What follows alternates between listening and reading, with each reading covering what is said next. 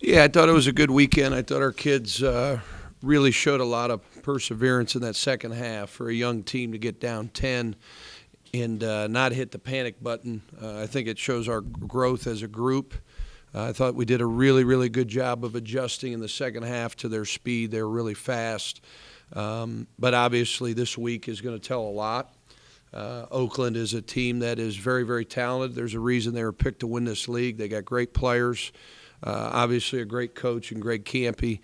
He's kind of the godfather of the Horizon League. I really like Camp, and one of their assistant coaches is a guy that I think did a great job, Dan Hipsher at the University of Akron. So we know they're coming off 3 losses. They're not going to be happy. They're going to play very, very angry.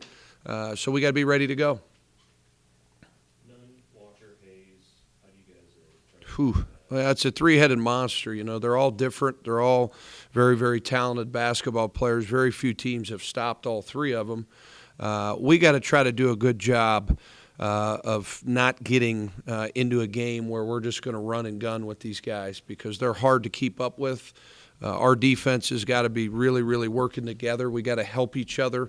It's kind of been our word the last week. We really try to get better in our help side defense. I thought we were really putting guys out there on an island where we weren't helping one another, and I think our help side defense in the half court's been better. We got to take care of the ball. Anytime you're on the road, it's going to come down to those possessions. We can't give it to them. We got to make them earn baskets, and they're going to score. You know, this team is going to score the basketball. But we look forward to the opportunity to go up there. It's been a strange, couple weeks. You know, this weather. Most people don't want to get out of the house. You're very, very lethargic. We've been different. Our kids have really liked to get in the gym. They've done a great job of getting in extra work. We're back to the mandatory hours now. We're back to school. We're back to having a normal schedule today, and then, boom, we're gone tomorrow all week. So it's difficult being a student-athlete at times, but I think the times that we were away from school, we really bonded, and more importantly, we got better as a basketball team. What do you think these wins have done for your team, just from a confidence standpoint? What you notice in practice in terms of their level of engagement or, confidence, just being able to have some wins? Yeah, one of the ways you build culture, everybody asked when we got here, how do you build culture? Well, you build culture by going through a season with your team. You don't really know what you have until you're out there in the games. And then as you win, that helps your culture. So obviously the last 3 games and getting off to the first ever 3-0 start in this conference, playing with a little chip on our shoulder, fighting through a little adversity, battling a very demanding non-league schedule, battling an injury to our leader, our point guard, has really helped this team. All those games, you look back on them, they made us better. I think when you win, it kind of backs up what we were trying to get these guys to do. I think our freshmen have really grown up. I think Naz Bohannon and Garrett are not playing like freshmen right now. That early in the year is really going to help us. I think Tyree Robinson is a junior college player. You look at junior college guys across the board, they're always really good in January because it takes them some time to adjust, not only to college life, but the way we prepare and how hard the game is. So he's coming into his own. And I think Cameron Morse has really mastered the position of the point guard. I think he's doing a really nice job. He gets Player of the Week this week in the Horizon League. I think it was well-deserved because he's not only just a scorer now. Now he's a facilitator. My message to Cam's been this is going to help you long-term. If you want to play basketball overseas and you want to play for a living, it's going to help you make others better. And I think he's helping these other guys on the floor, getting them really good looks. Is this what you envisioned back in November? Yeah, I mean, you probably didn't envision Cam Morse at the point guard. You probably didn't envision as many early losses in the. Now what you're doing. Yeah, we're not fully where we need to be, Dana, as far as the playing style. The pressing for 40. We're not pressing for 40. I like to press for 40, but. We had to change, too, as coaches. I think sometimes you got to adapt to your team. You got to adjust to what you got. And I think we've done a good job of that.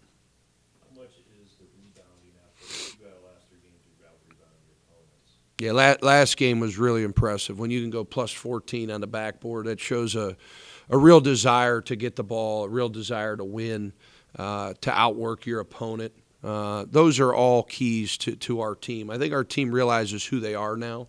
I think in the beginning, we didn't really know who we were. We were still trying to figure that out with having so many new guys and then having to adjust at that point guard position. Now I think we know who we are. We've got to be a tough, gritty team that reflects our community, reflects our city. I think our kids have really bought into that, and we've preached that since we got here, and I think it's been pretty successful so far in the early parts of the conference. How much did you mentioned on Saturday, you talked to the kids about the respect that this program, lack of respect it gets. How much do you think that added to fire confidence? These kids are all visual learners, Dana. I ended up getting carpal tunnel. Remember when we had the carpal tunnel surgery here before the year? I always tease with them, when we're on the road, all you guys are going to get carpal tunnel because you're on your phone so much. They know what's going on out there. They know the landscape of this league. They know who's picked to win the league. They know the respect factor. They know where they stand right now. And as I told them this morning, the only way you get knocked off the pedestal is if you stop working. You stop doing the things that got you to this point. And it's a long year. You don't know how good your team can really get. We're just scratching the surface. I've seen guys say, well, you got to get one game out of the next three. You can't think like that. That's a loser's mentality. You got to think about how you got to get better today to get ready for the first game. We got 3 on the road, but I thought we got better this morning. We got to get better tomorrow, and then we're out of here for the rest of the week. So we got to lock in, and really your defense has to travel. We're going to see if our defense can travel, not only to Oakland, but Detroit and Wright State, because I think we're playing 3 really good basketball teams. Did it take some of those early beatings for kind of the... They were beatings. I'll tell you, that's a good word, because some of them were absolute beatdowns. The kids to kind of learn, what you're about and Yeah, sometimes you gotta get knocked down. You gotta get kicked in your teeth to get back up. I think our kids certainly have gotten back up. There's so many different games that you can go through. But we were getting better. That was the hard part.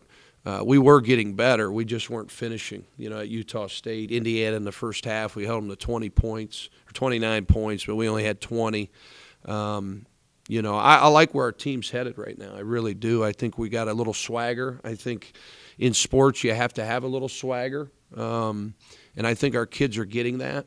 And we just got to continue to try to get better. How much is the games at Utah State, Indiana, Butler going to help you in this 3 games? They help you. I don't want to do that every year. I'd like to have some more non-league wins. So we're going to fix that schedule the next couple of years, but they help you. When you go into Butler and you play in a historical place like that, you played Indiana, even the travel out to Utah State and Idaho State, that was a neat venue. These kids are road tested. We've played in every venue clear across the country. So playing in Oakland, playing in Detroit, playing at Wright State, our guys have played in every sort of venue imaginable. 20,000 seat arenas, small arenas, hostile environments. So they should be used to it. I think it's going to help us. You mentioned earlier kind of having to adapt with your team on defense. Offensively, things seem a lot more calm than they were. Yeah, they do. Kent State game.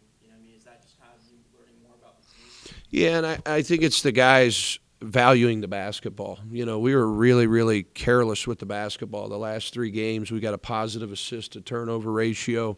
When you keep the ball in bounds and you go after the ball and you take high percentage shots, it gives you a really good chance to win games. It's not that hard.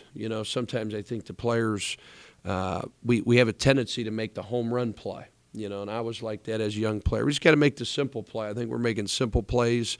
I think Jalen Benton has given us a boost. I think Ferguson last game was tremendous. We got to get those bench guys. We got to get Noe Anabar playing better. We got to get Michael Akuche playing better. 3 games in this span is tough, and this bench is going to be a big, big part of our success. Have you heard from former players or staff members about Yeah, you know, I got a really good one the other day, Dana. A guy hit me on Twitter. He direct messaged me. He was a former manager. He said, you know, when you got hired, I wasn't too high on you. You know, I didn't know you're a D2 guy. And he said some things, and he said, you know, then you guys come out of the gates and you get pummeled. You know, I was ready to pack it in on you, and then, wow, it shows, you know, you can get these kids ready for league play. And as I responded to him, I appreciate, you know, the support, you know, I think he was a former manager. But I just think, you know, coaches that can coach and coaches that can motivate, and when you got the talent's here. If you develop winning habits, you're going to win. It's real simple. It took us some time to develop some winning habits. It took us some time to adapt to the injuries.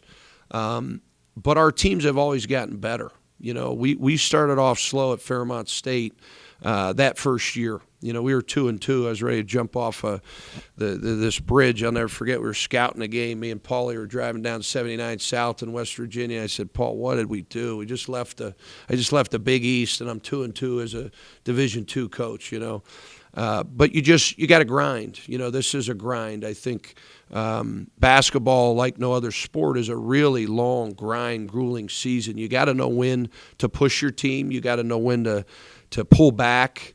And right now, as I challenge our guys, our DNA is going to be tested this week. You know, what kind of makeup do we have as people, as a group? How are we going to handle success? How are we going to handle some adversity? Because there's going to be adversity in the next 3 games. You're playing good teams on the road, and we got to respond.